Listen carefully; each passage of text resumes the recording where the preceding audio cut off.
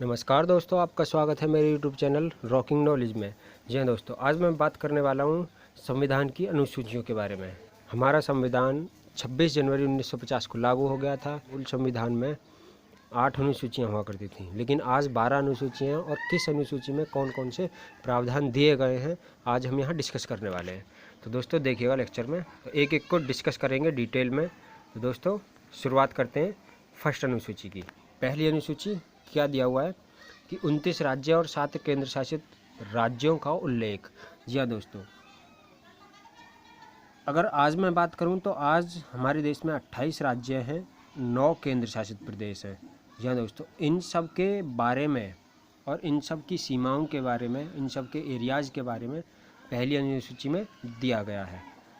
और एक नोट करने वाला पॉइंट है कि 2 जून 2014 को आंध्र प्रदेश से अलग होकर तेलंगाना राज्य बनाया गया था।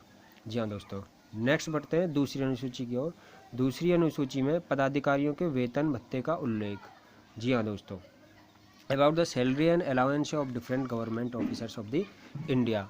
जी हाँ दोस्तों, जितने भी डिफरेंट गवर्नमेंट ऑफिसर्स हैं, कौन कौन से डिफरेंट गवर्नमेंट ऑफिसर्स हो सकते हैं, उनके बारे में थोड़ा सा चर्चा कर लेते हैं। तो number 1 president, vice president, governor, प्रधानमंत्री, council of minister, MPs, MLAs, जजेज of supreme court, high court, controller and auditor general, attorney general, solicitor general. ये सब जितने भी पीपल्स हैं, इन सब की सैलरी और भत्ते के बारे में दूसरी अनुसूची में प्रावधान दिए गए हैं।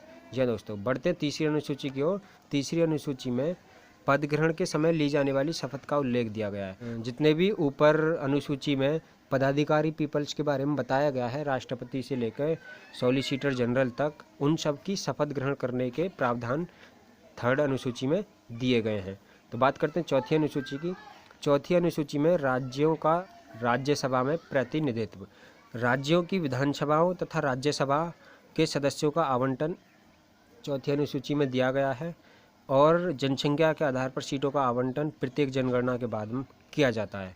किस राज्य में राज्यसभाओं से विधानसभा के लिए मेंबर्स सेलेक्टेड होने हैं, अपॉइंट होने हैं, उन सब के बारे में यह प्रावधान दिया गया है। जी हाँ दोस्तों, नेक्स्ट की बात करते हैं पांचवी अनुसूची। तो पांचवी अनुसूची में special provision for schedule caste and schedule tribes. जी हाँ दोस्तों, अनुसूचित जनजाति एवं अनुसूचित जाति एवं जनजाति के लिए विशेष प्रावधान। जी हाँ दोस्तों, हम जानते हैं कि हमारे देश में कई तरह की कास्टिज्म फॉलो होती हैं। तो जी हाँ दोस्तों, अनुसूचित क्षेत्र और अनुसूचित जनजाति का उल्लेख इस अनुसूची में दिया गया है। चलते हैं अगले अनुसूची को। छठी में क्या बताया गया है दोस्तों? Special provision for special administrative areas. जी हाँ दोस्तों, विशेष प्रशासनिक क्षेत्रों के लिए विशेष प्रावधान दिए गए हैं हमारे संविधान में। जो नॉर्थ ईस्टर्न स्टेट हैं, उत्तर पूर्वी राज्य जैसे असम, मिजोरम, मेघालय, त्रिपुरा, नागालैंड, इन सब में जो जनजाति क्षेत्र हैं, उन सब के बारे में छठी अनुसूची में डिस्क्राइब किया गया है। जी हाँ दोस्तों, बात करते हैं सातवीं अनुसूची की। तो सातवीं अनुसूची में केंद्र तथा राष्ट्रों के बीच बनने वाले लॉ, किसके द्वारा कौन से लॉ बनाए जाने हैं, उन सब के बारे में सातवीं अनुसूची में दिया गया है। इस सूची के 3 भाग हुआ करते हैं। Number 1 union list, number 2 state list और नंबर 3 कॉन्करेंट लिस्ट। जी हाँ दोस्तों, यूनियन लिस्ट में केवल सेंट्रल लॉ बना सकती है दोस्तों, और स्टेट लिस्ट में केवल राज्य लॉ बना सकती है, और कॉन्करेंट लिस्ट में यानी कि समवर्ती सूची में ये दोनों लॉ बना सकते हैं। तो कैसे लॉ होते हैं, किस टाइप के होते हैं, तो मैं बात करता हूँ। जैसे कोई एजुकेशन के बारे में अगर कोई भी प्रावधान दिया जाता है, तो सेंट्रल और स्टेट दोनों इस बारे में लॉ बना सकते हैं। जी हाँ दोस्तों, नेक्स्ट चलते हैं आठवीं अनुसूची की ओर। तो आठवीं अनुसूची में 22 भाषाओं का उल्लेख दिया गया है। तो दोस्तों क्या है, लैंग्वेज ऑफ आवर कॉन्स्टिट्यूशन, हमारे मूल संविधान में 14 भाषाएं हुआ करती थी, मगर आज वर्तमान में 22 भाषाओं का उल्लेख है। जी हाँ दोस्तों, कौन कौन सी वो भाषाएं हैं उनके बारे में थोड़ा सा डिस्कस कर लेते हैं। तो असम, बंगाली, गुजराती, हिंदी, कन्नड़, कश्मीरी, मलयालम, मराठी, उड़िया, पंजाबी, संस्कृत, तमिल, तेलुगु, उर्दू। जी हाँ दोस्तों, यह 14 भाषाएं हुआ करती थी मूल संविधान में। और सिंधी और नेपाली, मणिपुरी एंड कोंकणी, कोंकणी गोवा की एक प्रसिद्ध भाषा है, जिसको 71वें संविधान संशोधन 1982 में जोड़ा गया है। और मैथिली, बोडो, डोगरी और संथाली इनको 92वें संविधान संशोधन के तहत 2003 में जोड़ा गया है। जी हाँ दोस्तों, बात करते हैं हम 9वीं अनुसूची में क्या है।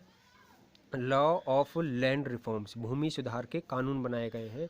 तो संपत्ति का अधिकार का अधिकरण यह हो गया है और भूमि सुधार के कानून बनाए गए हैं। तो दोस्तों यह संविधान संशोधन प्रथम संविधान संशोधन 1951 के तहत जोड़ा गया था। तो 9वीं अनुसूची में दिया गया है लॉ ऑफ लैंड रिफॉर्म्स। जी हाँ दोस्तों, भूमि सुधार के कानून। बात करते हैं 10वीं अनुसूची। 10वीं अनुसूची में दल बदल का प्रावधान दिया गया है दोस्तों। दल बदल क्या होता है? एंटी डिफेक्शन पर रोक का कानून। जी हाँ दोस्तों, यह एडिट किया गया था 52 कॉन्स्टिट्यूशनल अमेंडमेंट 1985 के तहत। जी हाँ दोस्तों, चलते हैं 11वीं अनुसूची के बारे में। तो 11वीं अनुसूची में पंचायती राज संस्थाओं का उल्लेख है। पंचायतों को संवैधानिक दर्जा इसी उसमें दिया गया था। और यह कब दिया गया था? यह 73वें संविधान संशोधन 1952 के तहत जोड़ा गया था। और अनुसूची 12 की बात करते हैं दोस्तों। अनुसूची 12 में municipality become the part of Indian constitution, यानी कि नगर पालिकाओं को संवैधानिक दर्जा प्राप्त हुआ था। और यह मिला था 74वें संविधान संशोधन 1992 के तहत। तो क्या दिया गया है इसमें कि शहरी क्षेत्रों के स्वशासन संस्थाओं का उल्लेख। जी हाँ दोस्तों, नगर पालिकाओं का उल्लेख 12वीं अनुसूची में दिया गया है दोस्तों। तो आज का लेक्चर कंप्लीट होता है यहीं पे।